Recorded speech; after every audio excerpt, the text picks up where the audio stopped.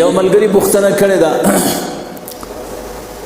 چې ما داسې اورېدلي دي چې د رسول الله مبارک صلی الله علیه وسلم وینه مبارکه یو صحابي چیکلې ده، نو آیا دا مسله په حدیثو کې شته کنه؟ محترم حدیثو کې د دوو صحابه کرامو نه دا نقل شوی دي چې د رسول الله مبارک صلی الله علیه وسلم وینه چیکلې ده. یو حضرت عبد الله ابن زبیر رضی الله تعالی عنہ چې هغه رسول الله مبارک صلی الله علیه وسلم وینه چیکلې ده، دا مسند بازار ده او شپږم جلد ده، بیروت چاپ ده او د دې صفحه دا 109 پته دې کې وایي چې حضرت عبد الله ابن زبیر رضی الله تعالی عنہ فرمایي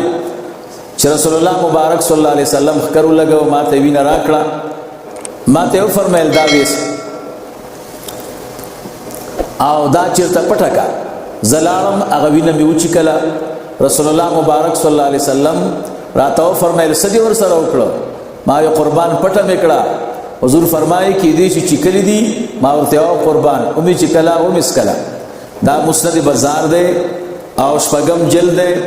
او صفحه دا 109 پته. دویم صحابي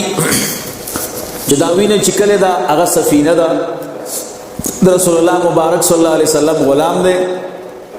دا تاریخ کبیر امام بخاری رحمه الله سلورم جلد ده او دې کې صفحه دا 101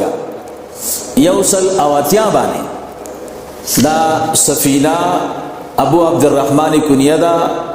د رسول الله مبارک صلی الله علیه وسلم د بیبي مبارکه د ام سلمہ رضی الله تعالی عنها غلام ده. رسول الله مبارک کرو لګاو د تیوینه ورکړه نو هغه او چې کله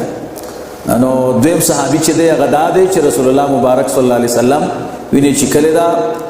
التاریخ الکبیر د امام بخاری رحمه الله سلورم جلد